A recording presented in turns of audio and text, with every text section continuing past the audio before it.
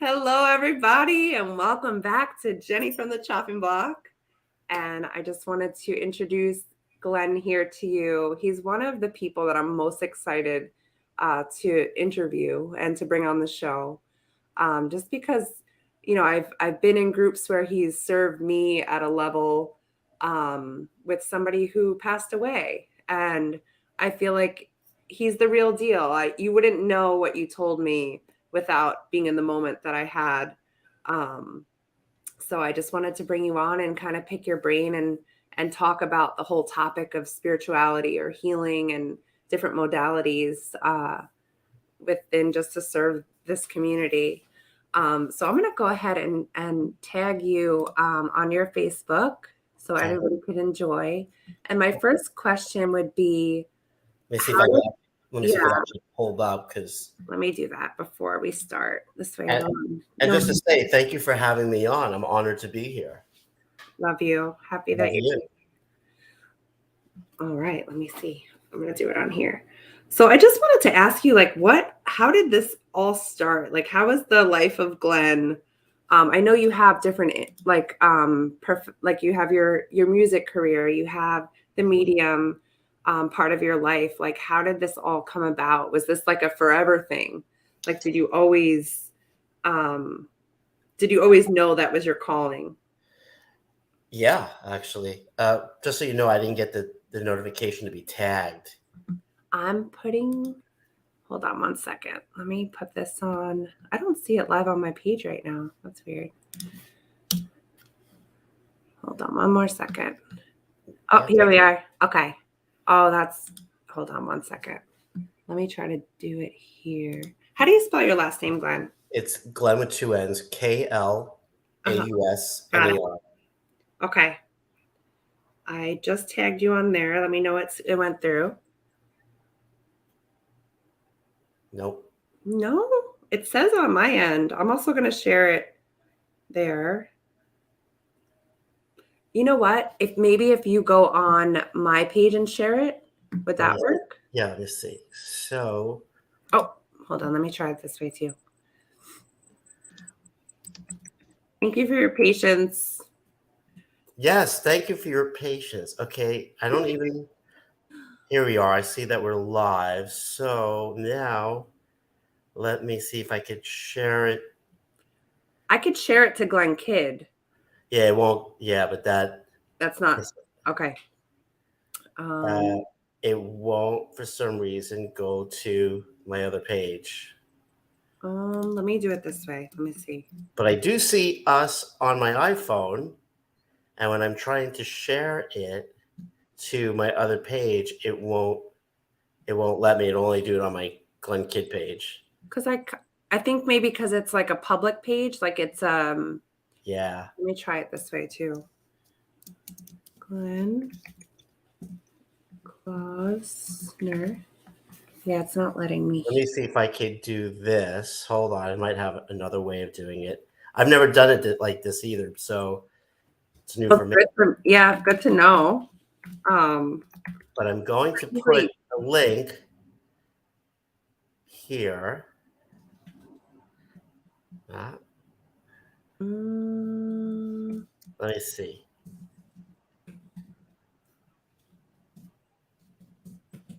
I'm gonna try to tag you too. Let's see if that works. No, it won't. It won't work. Hold on, one more thing. Glenn. Oh man. Well, we could always share it after. Exactly. So, all right. So we'll go into. So you asked if I've always known of the ability. Yes. I guess so. I mean, I remember as a little kid having intuitive feelings and knowing things like back in the day when I was a kid growing up, when we had rotary phones and knowing who was going to call before the phone rang. And I would tell my mom, grandma's calling in 2 seconds or 3 seconds, whatever it was later, maybe a minute later, the phone rang and there was my grandma. So it's things like that. And then as I got towards about my 9th and 10th birthdays, it started to become more pronounced.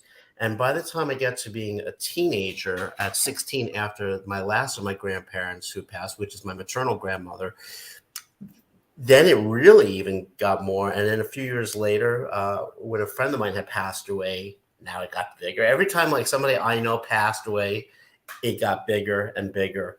And then finally, I became a professional medium. I wanted to do a career in music, and but that wasn't the path for me. I still make music, which is great, and I've been able to do that and perform from time to time.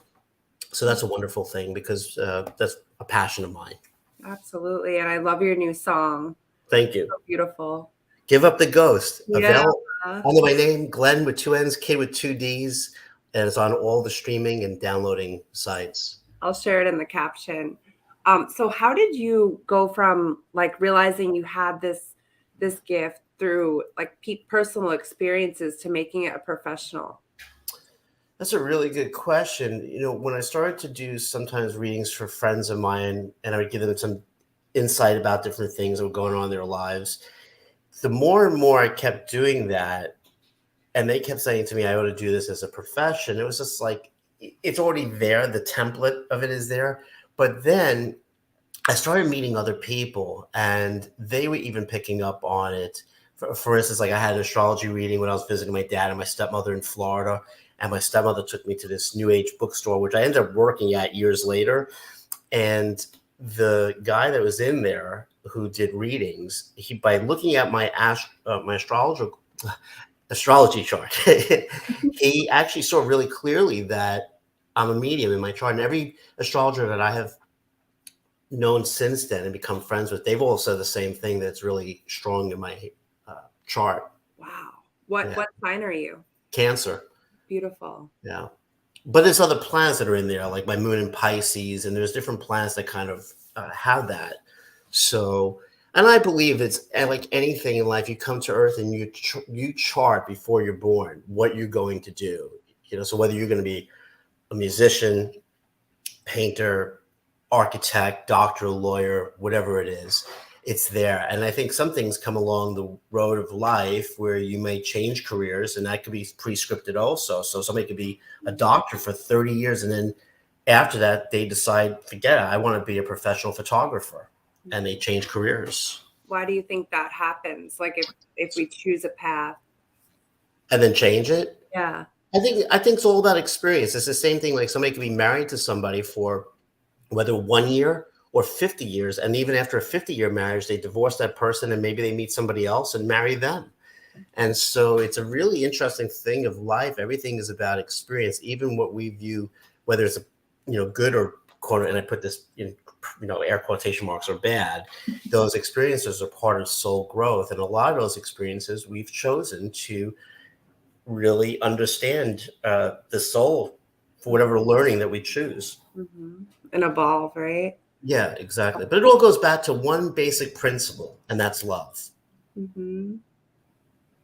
So can you tell me a little bit, like in the beginning, like realizing you had the gifts, and then like how did that affect your personal life or your life on a whole? Because I mean, it must be hard in some ways to have these downloads when no one quite understands like where you're coming from. Like how did you deal with that?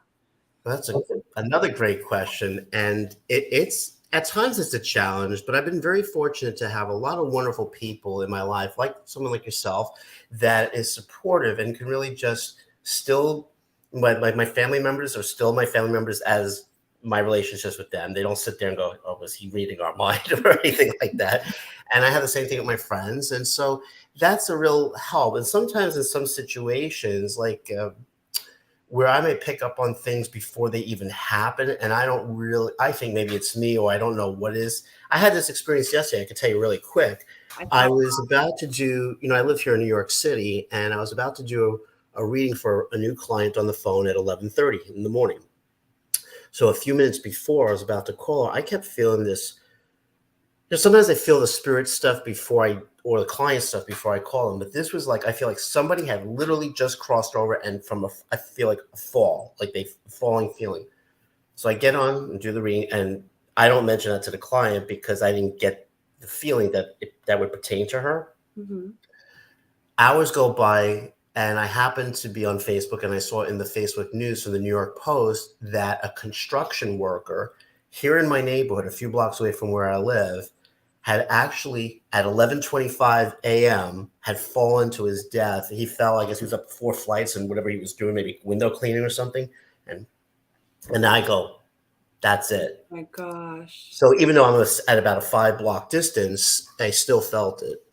Where do you think that comes from? Is it like an intuitive feeling? Do you feel it in your body, Yeah. just knowing? Yeah. And the feeling can, sorry to be blunt, the feeling can actually really suck Oh, yeah. because it's not like a blissful feeling, obviously. So the range of emotions, even if you're standing next to somebody or sitting next to them and feeling that and being everyone in the world has those feelings because you can walk into a building and you feel, yeah, this is great. I love hanging out here. I want to be here, right? And then in other places, you're like, I gotta get the hell out of here. So, and I think that's all because everything is energy, it's frequency, it's vibration. Mhm. And more now, the what they call the veil is thinning. So people who are more in touch with themselves and very empathic in their own ways. I think they feel that no matter where they live. Mhm. So right now, and coming out of still somewhat pandemic, coming out of that, and that whole shift, and all these different things that are going on in the world.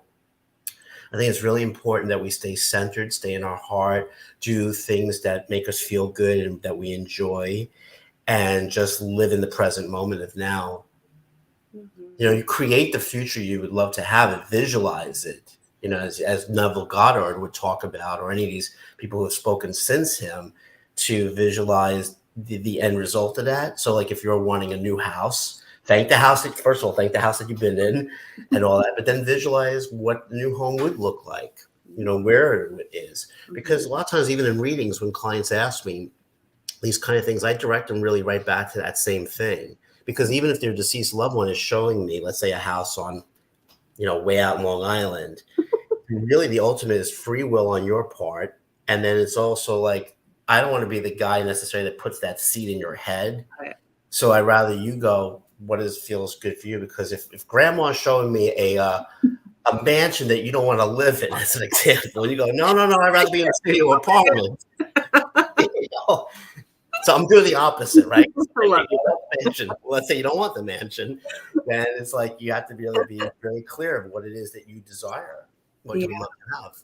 I love that. And Deceased people, yeah, and deceased people really don't have. People always think that there are these become these exalted beings, and they have the answers to everything. I do think that deceased people have a much more awareness because there's no judgment, so they can see the bigger picture of everything, and they know that everything is a possibility and a probability to future outcomes for all of us. And they're not here to constitute our free will. They can guide us and inspire us. They do, for me, for you, for everybody. But ultimately, like, even if they say, listen, if someone's an alcoholic and they say you might want to stop doing that, they can't knock the bottle out of your hand as much as they may want to. yeah, Not you personally, but anybody. I'm over a year sober. Woo. Good for you.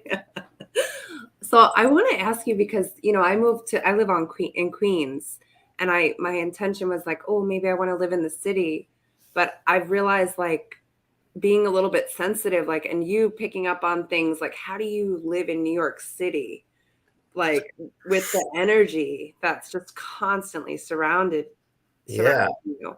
I have friends that don't live here, and they say the same thing to me, like colleague friends of mine. They're like, "How do you live there?"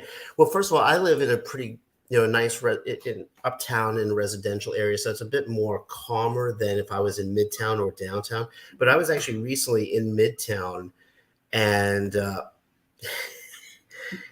even for me, I have to admit, I got pretty uptight. Yeah.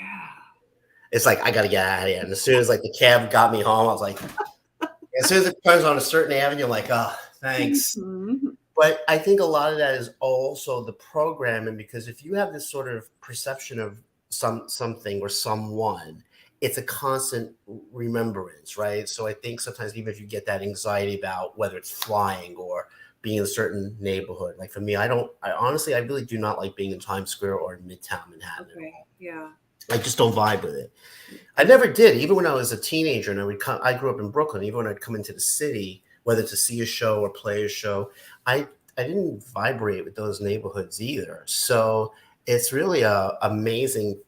I think you have to kind of It's a really good question, and I think come to realize that there's so many people around the world that are sensitive to different environments. Mm. And my family could tell you, and they understand this because they go through. My brother even goes through it at times too, where it could be a restaurant to go in, and I'm like, I can't eat in here. Let's go.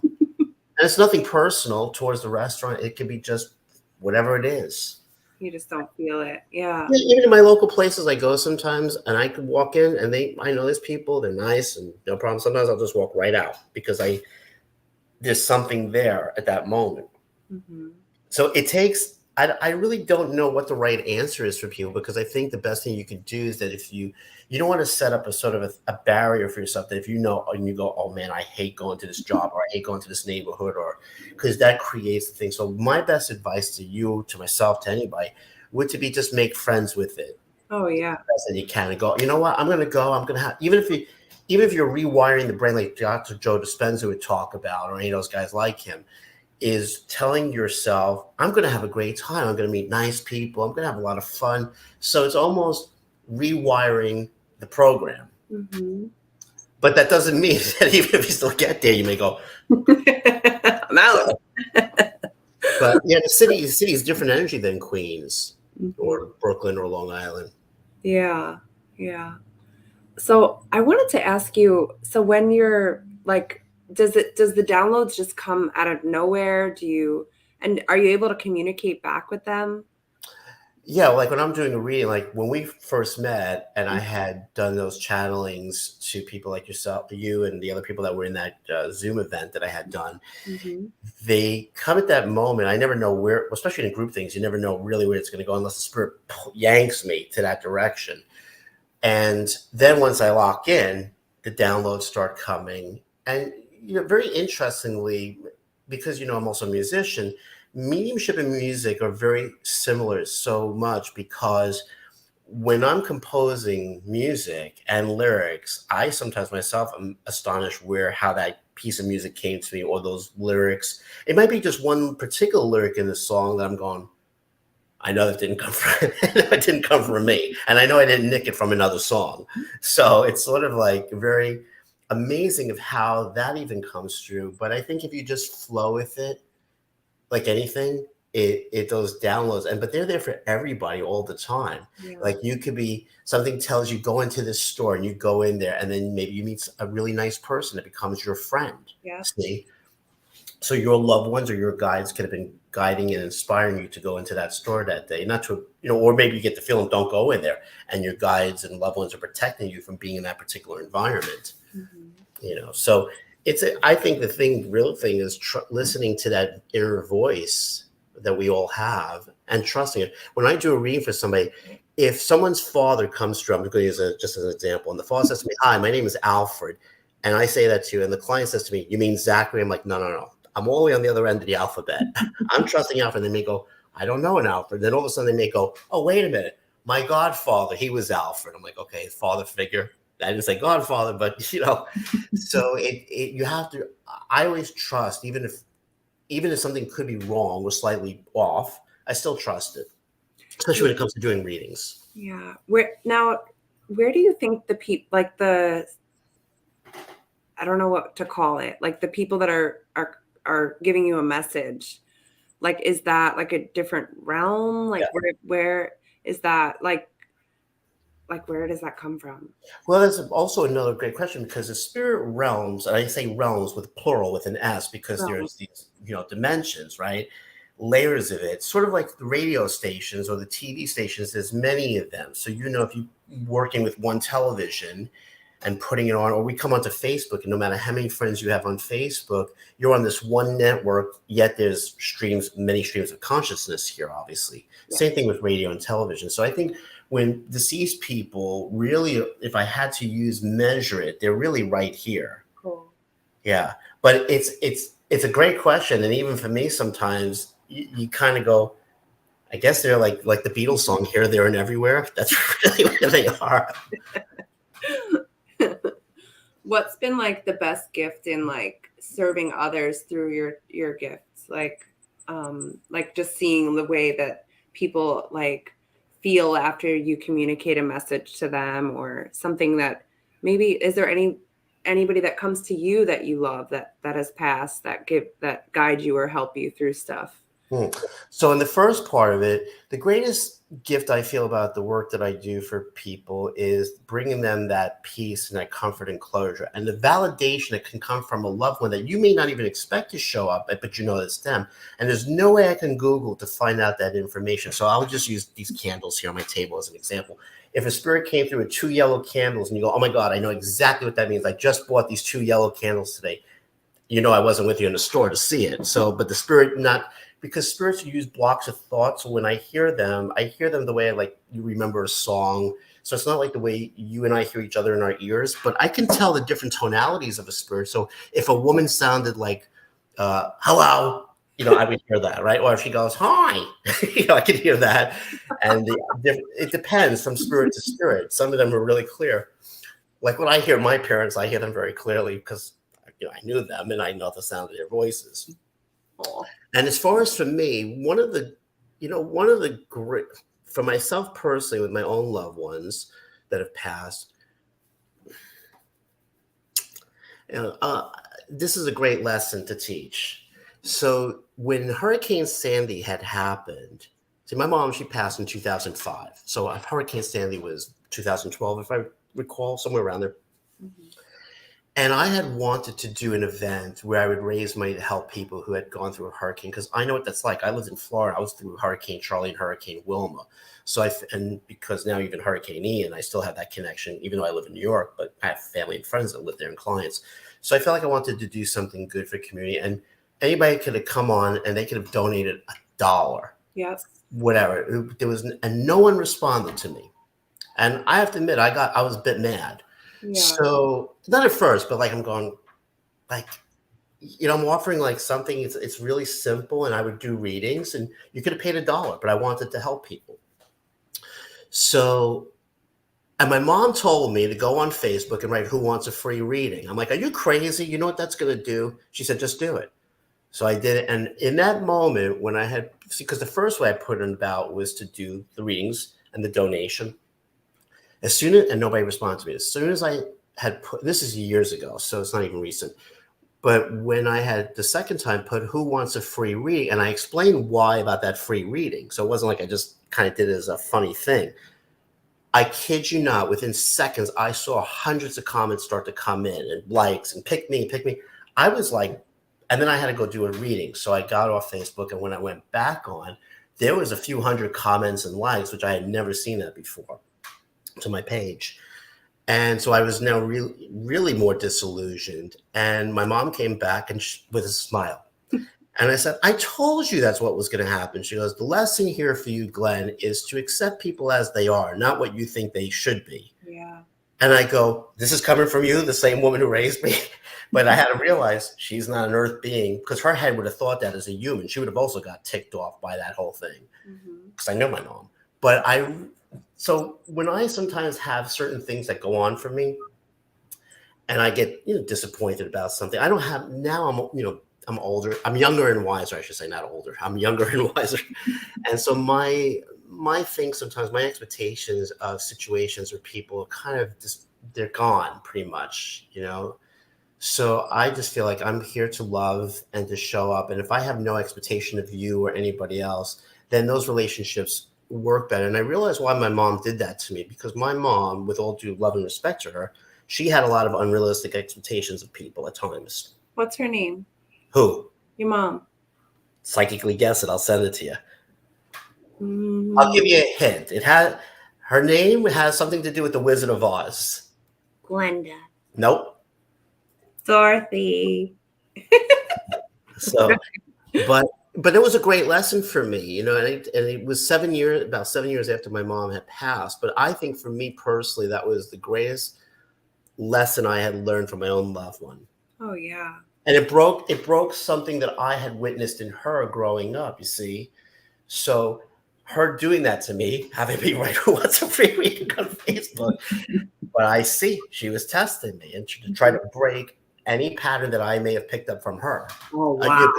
We all huge. We all get that. It's learned behavior. So you may go, why am I doing this? And you come and go, oh, because my mom or dad did that. Mm-hmm. So sorry for the long-winded story, but I Not at want to all. share that because I to show think that it I'm just, is. I wanted to share that because I think it's such a great thing that happened to me. And also is to show everybody here that I'm just as human as you. Mm-hmm. I don't know about that. All right, maybe I'm a little alien. Don't tell anybody. Live long and prosper. And back to the donations, I just remember doing different charities and like, I would do a walk every year. And just like you said, if it was $1, like, and I think it was more that people like cared, like, because money's energy, right? Like, of Right. course, you're going to support something that's important to you and important to so many lives, but it's also like realizing that people could care about something maybe they're not directly involved with or related to, right? Exactly. Yeah. Yeah, and it could be anything. And like I said, my intent was something good at that point to help people who have lost their homes through a hurricane. And I thought I'm here to offer what I do great together. Hmm. Did you get So, any down from but it from played that? out the way it was supposed to. Yeah. Well, yeah, sometimes the things that disappoint you, you get like those gifts of lesson, right? Or your mom being able to communicate Yeah. with you on that way of like realizing where it all came from, like where that thought came from. Yeah. And even today, it's very interesting. I don't mean today, but like there are times, sometimes something even comes up for me, and I realize where that pattern comes from. I can recognize it. It's something, whether it's a learned behavior or the parts of ourselves sometimes that are, as you know, the shadow parts of ourselves that can be even wounded. And we all have them. Every one of us does. Mhm. So, like somebody may feel like they're not good enough about something. And you go, well, why is that? And they go, well, my fifth grade teacher told me I was an idiot. And not my case. Luckily, I didn't have teachers like that in my case, but somebody else I don't could have know. had. Yeah. And that all of a sudden now kibosh them to think that they're not good enough to be something or do something in life. What would your advice be? Because I just had that conversation with somebody recently, like that exact thought. What would I your think advice I be?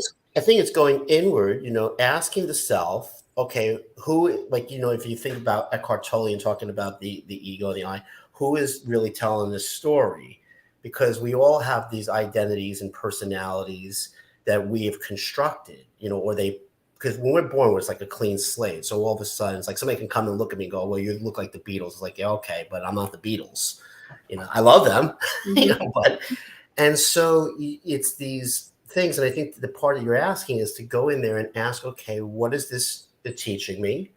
Or look at like, where can this have stemmed from? So even if it means that you got to go back, somehow think, and then you go, oh, Mrs. Schnitzer in the fifth grade told me I was a moron and I Mhm. would never amount to anything. And then you go, aha, bingo. So what do? Then you picture her, even if you don't remember her face, but you go, okay, I know Mrs. Schnitzer's name. Send love, forgiveness, and kind of do like almost like a Wayne Dyer talked about with his father.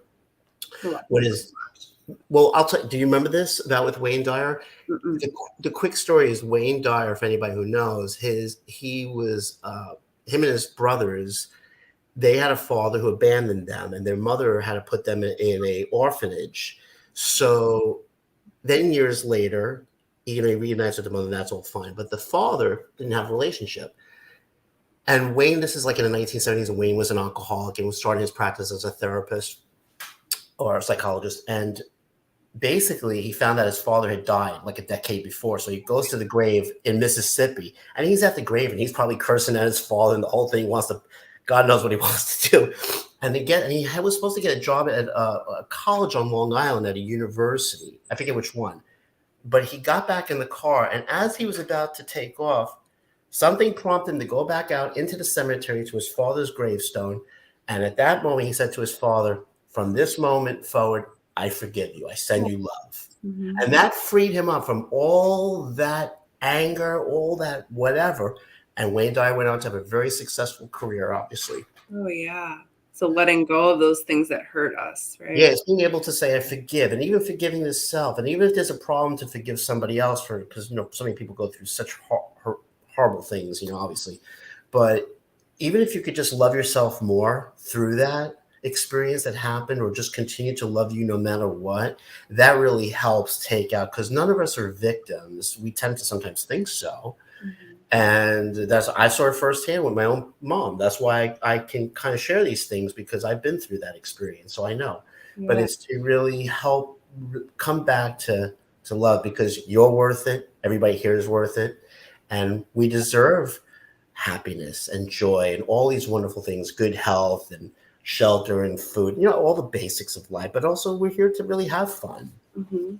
And it's funny you say you're talking about like the inner voice, because like that's something we're focusing on with the surrender experiment, and going back to what's that constant play on our mind, right? Like what's the common theme or the primary question that we keep asking ourselves. And I just had a breakthrough about like what you just said, like tracing it back. But it was there all along for 30, for years. But Right. what do you think brings us to that light to realize it eventually, or whenever we do? I've I'm trying to think of this lyric by Oasis that it's from the song "Some Might Say," where it goes, "Some might say, uh, some might say it's heaven," or then there's the next line that says, "Tell that to the man in hell." And I think that not using heaven and hell as destination places, which many people think that that's what happens when you physically die, but I think it's more, again, coming, like when you talk about the surrender experiment, which is from Michael Singer's book, Mm-hmm. is really, I think, just to recognizing those patterns, those wounds, and to heal through them. And again, I think everything comes back to love. Love of the self, number one. I have a song called Go Love Yourself, which is exactly about that. It's about returning here and being here the best of your ability. That doesn't mean we all get days where you maybe feel mad, you feel like you want to go, you know. But I think for each individual is different. But then some say to me about people who have mental illness, and they reroute this particular condition, you know.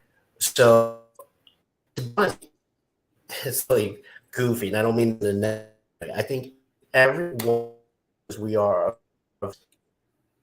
I think has this, and I think everyone has illness.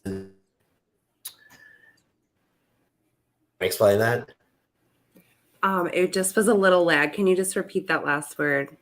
Which made me Can you think like hear me? something. I can hear you now. Can you just repeat Yes, the but last? yes, yeah, because we're all bodies. Everyone has, because of the mentalness, right? Like when you think of that little box on Facebook that says "What's on your mind," it doesn't say "What's in your heart." If I own Facebook, what I would have written in that This box. is What's in your heart? I'm Because the doing. mind can tend to have, huh? No, I'm just saying I'm doing. I like Can you hear doing me? this with the.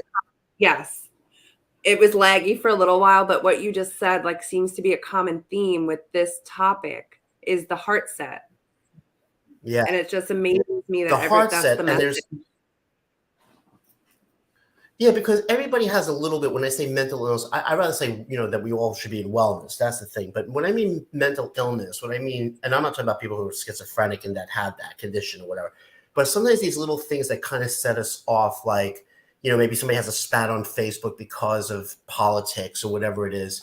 I think these things, again, that are in us that are wanting to be expressed, to kind of come for whatever that reason is. But I also think that these parts of ourselves are looking to be worked through. So sometimes when these things come up, that happens to you, me, and anybody else on this planet, it's not a bad thing. I think it's to work with it and to kind of transmute it to the light. Mm-hmm. If I think of mental illness, like if we think of a guy like Jesus, if the story about him is if the whole thing is true about him, peace and love, and well, he probably went like this for peace, not this, but he probably went like that. So let's say he's talking about peace and love and harmony. But if the story is true about him, even, and I'm not religious, but even if the story is true about him going into the temple and turning the table over because of the money lenders, he obviously was pissed off. So he turned the table over, right? He wasn't going in there and going, "Hi, everybody." So it's, I think, because somebody can look at that as mental illness, but they don't know that maybe that needs to be expressed. Anger is an energy, not to say to harm people, but all these different parts of ourselves are experiencing itself, right? So it's amazing, when people say, well, mental, I don't think it's a bad word. I think it's a very something to try to work with. Get out of here, come back in here. Mm-hmm. Takes practice. Oh yeah, definitely. And I want to ask you, like, I want to go back to the Beatles because I feel like, do you feel like something came through them with their music, or what's your favorite song? Like, what's a song that speaks to your heart? From them? Well, Yeah. first of all, I always tend to think of those guys as my forefathers. So, and today actually happens to be the 21st anniversary of George Harrison's Return to the Cosmic Empire, which was a song of his, by the way, Cosmic Empire. Uh, I think the Beatles' contribution to the world of music was obviously a wonderful one, which I'm sure a lot of people would agree. And they brought a lot of joy to people, and they showed us the possibilities of things. I think that's what the 1960s really was. Through all the evolution, if you look at them, the way that they look through their career, and then the music and how they experimented with different sounds and technologies which were available to them, which weren't like the ones today. So as far as I just think they were one of the best bands ever. That's just me. And I think they were also four guys that were very witty and intelligent. They obviously had a great sense of humor. But I really do feel like they truly cared about what they were putting out to the world, the messages. I don't think when they wrote songs like All You Need Is Love, they just did it for the goof of it or for a hit record or for the money. I think they really had the pure intention of releasing. And some of the songs maybe are not that, of that kind of caliber. But if you ask me what's a favorite song of mine, it's really tricky because there's so many of theirs that I like. And All You Need Is Love is one of them. But I don't have a favorite. Of theirs because I like the different periods, whether it's from I Want to Hold Your Hand and She Loves You to to like something, on the Abbey Road record. So it just varies. What about Eleanor Rigby? What do you think they were talking about there? Well, that has to was kind of, Paul always wrote in the third party kind of thing, where John always was more writing about it from his perspective. So Paul would always use these characters in songs. He's done that even with his band Wings after. Eleanor Rigby was apparently there's really some woman, Eleanor Rigby, that was buried in some cemetery in England.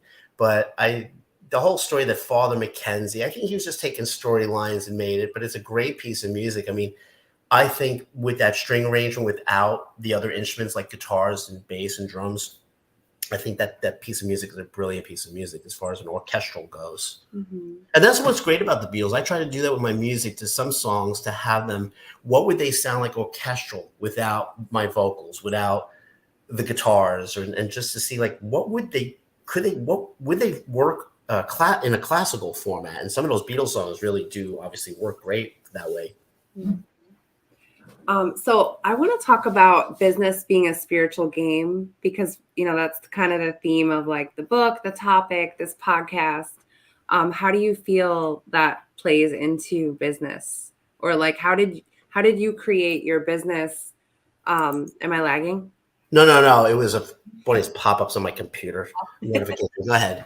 How do you feel like that's helped you within your business? Like, or what does it have to do with it? Say the first part again. I'm sorry. Because there's a theme or like a line that Tony Robbins says that a lot of people in this community love Tony.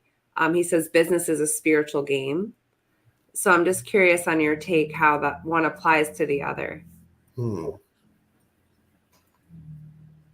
love Tony Robbins and what he's brought to people. I've never met him, but I just love his energy and again, his work. I don't know, Tony, to answer this, but from my perspective, maybe what he meant was, I think if you're just showing up in the world every day, you're taking your abilities, your talents, your gifts, you're bringing it out to the world with the intention, the pure intention to serve, whether you're a pretzel vendor on a corner on New York City street, you're, selling clothes, whatever it is. I mean, maybe not selling illegal substances or anything like that, but oh my gosh. But even that, people like doing it. So, whatever, there's a need for it for people. But I think the spiritual business is really just showing up and to be here, to be of service, because our life, I know like your life is yours, my life is mine.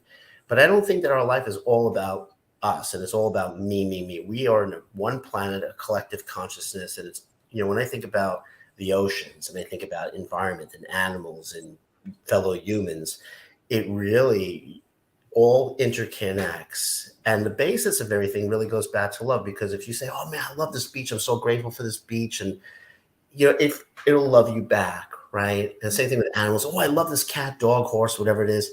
And the same vibe. So I really think I don't have all the answers, but I would say that that's probably it in that sense.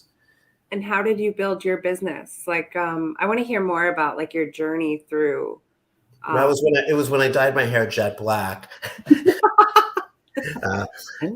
How I built it really is a long story, but once I made the decision that I was going to do this path as a medium and I committed to it, the doors just opened.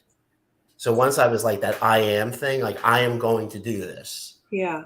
I had no doubt, no reservations, nothing. It started out here in New York for me, now 27 years ago. And so it helped with a friend actually had referred some people to me, and I would do readings. And then once I moved to Florida in 1998, to Fort Myers, Florida, I worked out of this New Age bookstore. And that's where really my career started to take off there, because I was the only male medium working in the store, and I was the youngest also, one of the youngest people working in there. So that helped. And then getting on radio, doing a lot of radio shows and different publicity things, I'd be in press stuff. So that helped. And then I went out, a friend of mine that I met in that shop, her and I, we ended up co-owning another New Age store together for a year. Cool. Yeah, until after 9/11 happened, because our lease was up a month after 9/11. And then I went out on my own from there. And then when Bob Olson, who found me, I don't know how he actually heard of me or found me, but he had called me, and he had a website called it was actually upspirit.com. And he was building this new website called bestpsychicmediums.com. And he called me and was asking me if I would want to be in his site. And I somehow, it truly felt like this was an opportunity for me that I would not want to pass up. Mm-hmm. So I said, well, what do I have to do? He says, just give me a reading. I said, okay, I have to go to the bathroom if you want to talk 5 minutes, I can call you back. And when I did that reading, it's amazing, because I've been in his site for 20 years now as one of the top featured mediums, best psychic mediums in there, and tested. And the funny thing, when I did Bob's reading, his wife, they've known each other since they're kids, and his wife's grandmother came through. So he was able to validate his wife's grandmother because he knew her.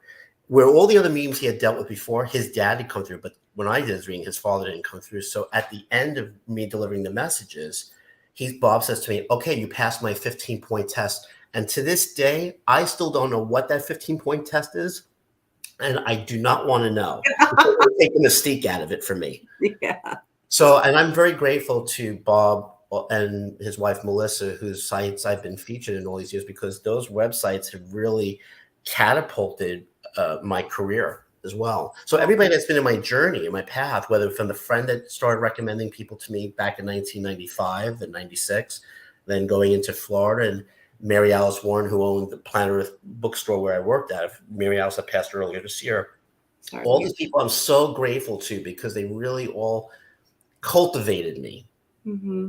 And the clients, people I've read for, I want to say to any of the clients that are seeing this, I thank you from my heart to yours, because if it wasn't for you, I wouldn't be in my career for nearly almost 30 years. So to do that and reaching so many thousands of people worldwide, and a lot of those readings have been very successful, thanks to the spirits, of course.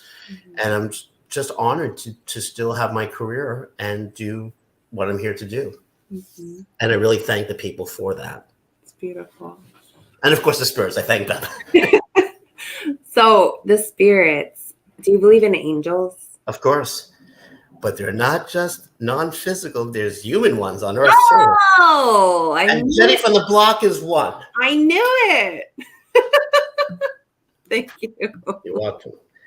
Can you please give me a little insight? Because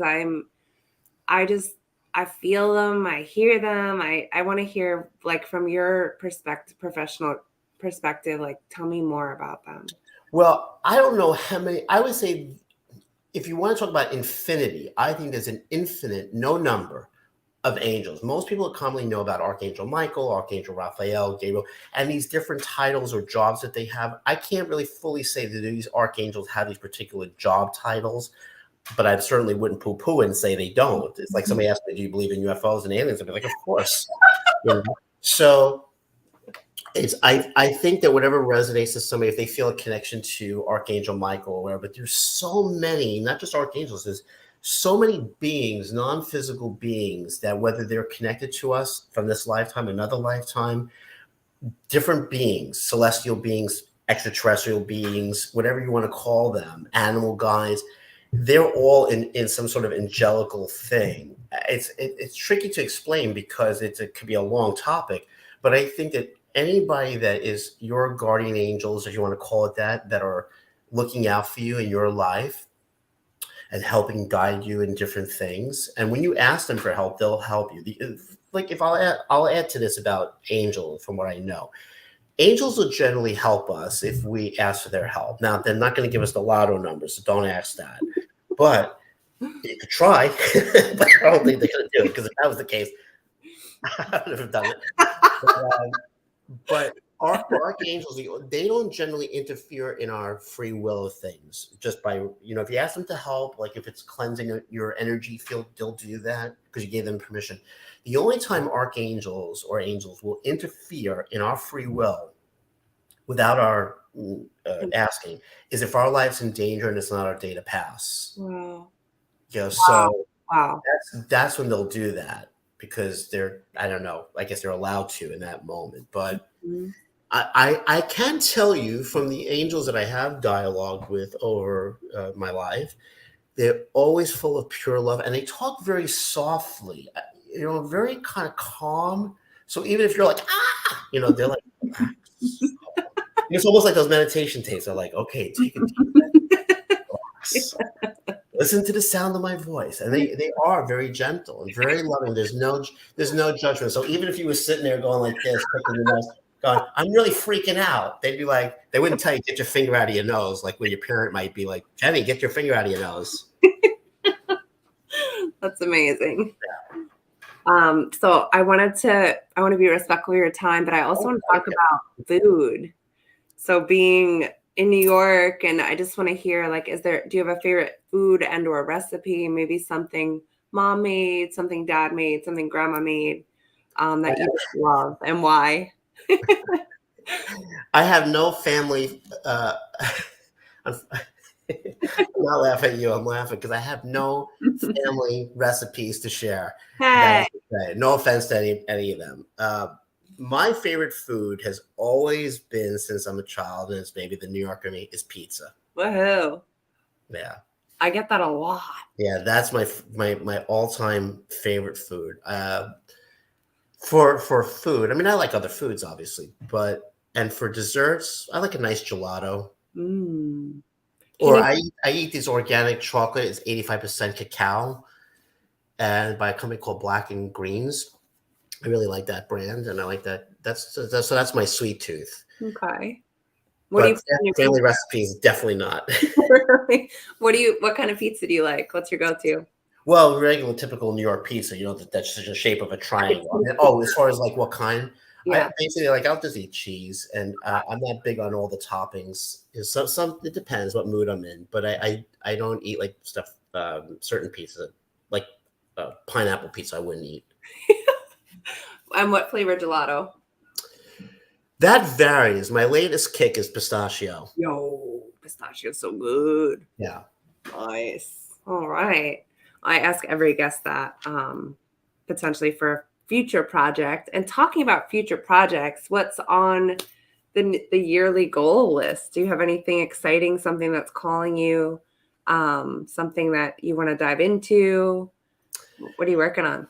Well, I mean, besides that, I have another piece of music that I have been working on. So after the new year, I like to go back into the studio and record that with a full band again, like I usually do, and put that out. So that's one thing in music. And for my career, just to grow, I'd like to do more events and even group events. Beautiful. As well. Even is a great thing with the technology, because the fact that I could sit here and do something that, even if it's for 25 people at a time, it's a great way because this is going to be the way to go down in the future. So that's one. And I would like to do things. I'm, as you can see, I'm funny and I do voice impersonations. You haven't maybe had that experience with me. Not yet. Well, So, when you talk about the different earlier, you said the different women coming through. Like you could hear the tone of their oh voice. yeah.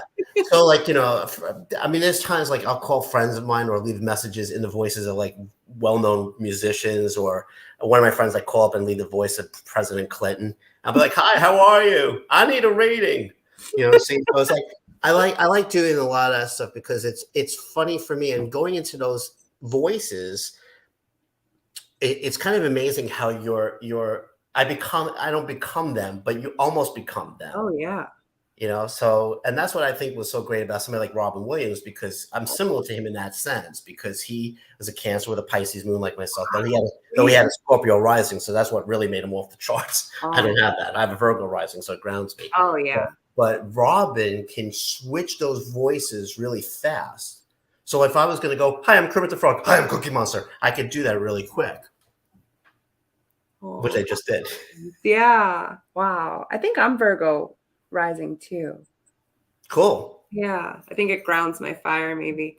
Yeah, but I think just again showing what I said earlier, just showing up, doing what I'm here to do, and I don't feel like I have to. I like to reach masses of people, which I have, Yeah. but I don't have this feeling I need to reach a billion people. Like I feel like if I show up and I reach people, and even one person, I've always felt this about my work, that even if one person has felt that peace and comfort and healing from the reading I did, then I truly did my job. Oh, yeah. Even out of the thousands of readings I have done. Do you think that you realize the impact of the peace and love, pure love that you've given people like that might not have told you? Sure. I mean, I'm sometimes reminded by that, which is really wonderful, because when people write to me, or even if I'm reminded by that by spirit, not that I question it, but it's nice when somebody compliments me in a comment on my Facebook page. Or matter of fact, I'll tell you really quickly, a friend of mine who is a sister of a dear friend of mine who passed away several years ago. She texted me this morning and saying to me, "I was just listening to your song Stillness Speaks." She watched a video that I have for it on YouTube under my music name, Glenn Kidd. And she said that how that song, which I wrote all the lyrics for, I pretty much wrote all the music. My friend Danny Shepard had helped me with one section of the song that there's no vocals. He helped me orchestrate that part, so I gave him a co-writing credit. But she said that song really lifted her with the words that need to hear. And, that made me feel good, because that's one song that I'm proud of certain songs of mine, most of them. And that one is one of those songs. And that just made me really feel good that somebody even appreciates my music as Yeah. well. And that's, because when I write those songs, I think I'm writing them first and foremost for me. Mm-hmm. And then with the same intent, like I do my readings. Well, my intent when I do my readings is not about me. It's about people like you. But when I'm writing a song, like Give Up the Ghost, for instance, my most recent song. I cried when I heard it. Yeah. That song really primarily is a lot about me. Yeah. And then I thought, well, there's a lot of people that have that same feeling, so Feelings are universal. Like yeah, I could feel sad about something and you feel sad about something, and there's different levels of it, but it's the same feeling. Right? Yeah. And you have such a great show here. Thank you. You're welcome. We have to get this thing worldwide. Let's do it. But definitely, this is something that's been a topic that I've wanted to explore more. Because I have like my heart and mindset on like, giving gratitude to the people that have really impacted my life. And then, going into successful couples and seeing the commonality, and then fitness. And now the spiritual side is like what I'm like really just embracing and diving into. So to be able to, I'm literally learning so much, and you're my third interview. There's going to be 10 to 15. That's great. But the people that have agreed and who I've looked to for enlightenment are telling me a similar message. Like, so I'm getting that commonality already. Yeah, because we all have common denominator, common. You said the word, I've got lost. Common Common. denominators. Yeah, thank you. So, but it's so true because we all know what it's like to feel love, and we all know what it's like to feel grief or sadness and all these different ranges of emotions. We've been through it, but I think and I'm so grateful to you and to just even Facebook and StreamYard and all these things, the computer, glass of water, right? We just gratitude. Cheers. And really just I think the more we're in gratitude, all of us, it really helps us. And it really is just an amazing thing to see those results. And I believe in making even people smile, making people feel good. Mm-hmm. Especially coming out of the times that we've been in, and there's a lot of people around the world right now that are under stressful situations, as you know, Yeah. which we don't have to go into, but there is a lot.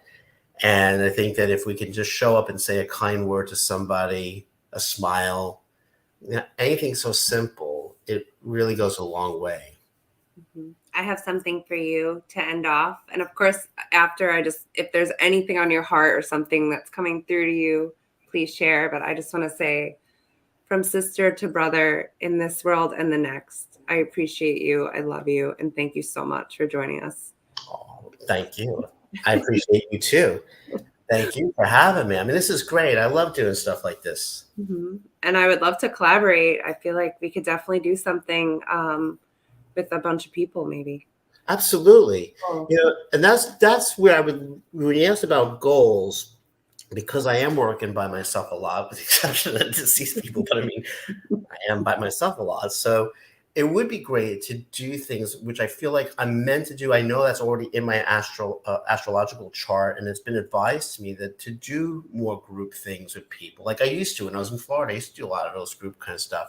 So it's a really wonderful way because you feel like you're accomplishing something and doing something for the greater good and coming together.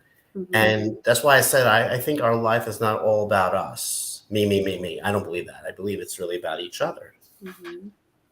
And the energy that you create together, and like I always say, like within the different masterminds, like the group that comes together, like that will never be the same again. Like our call today, what we've created, like Right. special, and like to be able to gift that to like a group of people is beautiful. I love it so much. Yes, and I wanted to say to you, Jennifer, because being that you said I'm the third interview that you're doing for your podcast, which Mm-hmm. again, I'm so grateful to be here and grateful to you. You're a great interviewer. I mean, the questions that you had asked earlier on were really great questions. If I was interviewing somebody that was in my profession or just interviewing you about your job, well, if you were me, well, no, you know what I mean. You are me in some sort of way, but Mm-hmm. I would be asking a lot of those same questions. How did you get your start? And when I used to have a radio show on the internet, and I would interview people that were of a similar thing, whether they were colleagues or I'd interview even musicians. Mm-hmm. I had musicians, some notable musicians on the show that I had, and I'd ask them these questions also. I do my little research, Yeah. maybe they played in some band or some record that I didn't even realize they played on. Like, hey, how'd that come about? Yeah. You see, the obscure thing. Mm-hmm. So it's so great again. Would there be anything that you want to share that I didn't ask? Or Well, that yes, actually, first of all, I want to give thanks, a special shout out to Gina Ricci, because Gina that's Ricci right. is how we met when she had a Zoom call that I was on to do readings, and you were there, Yep. along maybe about a dozen other people. My mom was there too. Yeah. Yeah. So thank you, Gina Ricci, for the connection. Gina. We love you. Aw, that's so sweet. And anything else to share that you didn't ask me? No, I'm good. Whatever, if you wanted to ask something, go ahead. Is there anything that came to you throughout the call, maybe for somebody who was watching, or anything that came, like, how does it work? Well, I mean, like if there was somebody, if I was doing live readings, that Tap into it? Yeah. But Okay. in this kind of case, no, because even if I said, wait a minute, there's Uncle Willie's here. It's like, how am I going to validate who Uncle Willie is with somebody?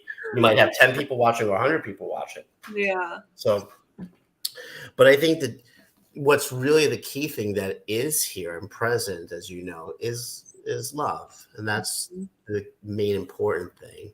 And sending that love out to everybody who is watching this podcast now, or even in the rebroadcast of it, Yes, yes. and just knowing that we all chose to come here in this particular moment in time. We're living in one of the greatest times. So even if people go, this sucks, okay, maybe some things do, but it's also perspective, because the fact that you and I can communicate through this technology didn't exist years ago when I was a little kid, or well, I know you're chronologically younger than me, but even when you were a little kid, it didn't exist. So the fact that all these things, cell phone and whatnot, I think there's so much to really look at what is wonderful, what's working in our life. If I can share something really quick also, because I don't know how much you're on time. So even sometimes if something health-wise comes up, like the other day, I had just got over a cold. So my right nostril was stuffy, right? And I was like, oh man, okay, and I have like liquid herb, and I'm taking that and drinking water, lemon water. And I'm telling my body, thank you, so I don't go down a rabbit hole thinking what's going on and whatever.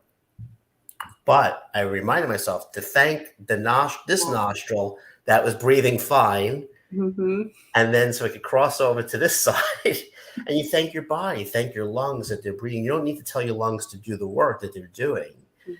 And so it's amazing even about the human body being a language in itself and listening to that body. So if your body says, eat a banana, eat a banana. If it says, don't eat a banana, don't eat a banana.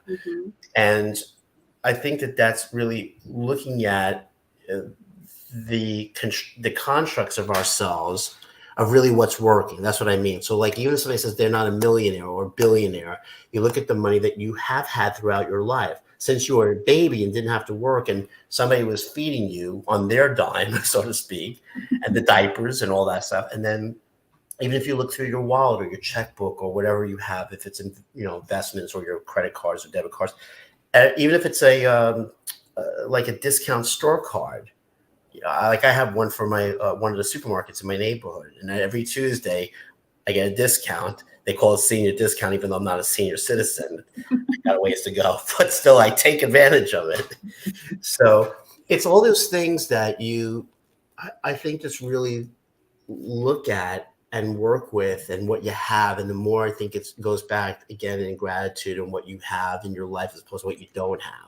So whether it's, even if somebody says, when am I going to meet a partner?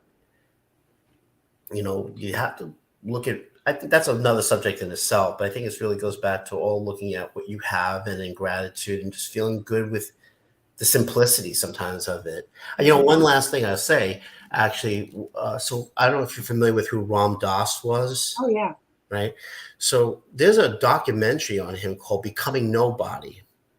I haven't seen it, but I'm familiar with Ram Dass. Matter of fact, my song God and Drag, I attribute credit to him because I heard him talk and say, treat everyone you meet as if they're God and Drag. So my ears went boing. I went, God and Drag. I go, that'll be a good song. And I wrote it on piano and play piano on the track. And so with Ram Dass's Becoming Nobody, recently I had been walking through Central Park and I heard him as clear as day in my noggin saying to me, I know what his voice sounds like. I heard him say, Glenn, your job is to be becoming nobody. And I knew what he meant. It means like I don't have to identify that I'm this guy, this personality or any of those things that I even think I am. I know the true nature I am, right? But I always started thinking, I'm feeling anxiety, let's say, right? I don't have to attach to that. That's what I think he meant by becoming nobody, is not attaching to certain identities or feelings that don't feel good. Wow. So I can say, I'm here on Jennifer's podcast. I'm having a great time. That's true, But if I start thinking about this for the rest of my life, which is I would in a sense, but at the same time, I have to go. If I only thought this was the only podcast I ever did or will do, then it prevents me from growing, right? Same thing for you. So you appreciate it, but that's what I wanted to say about that becoming nobody, because I remember thinking I was walking through Central Park, feeling a little. I went in there purposely to kind of alleviate the anxiety I had been feeling. Mhm. The park is great for that. And but I remember hearing him saying, "Your job is to become nobody."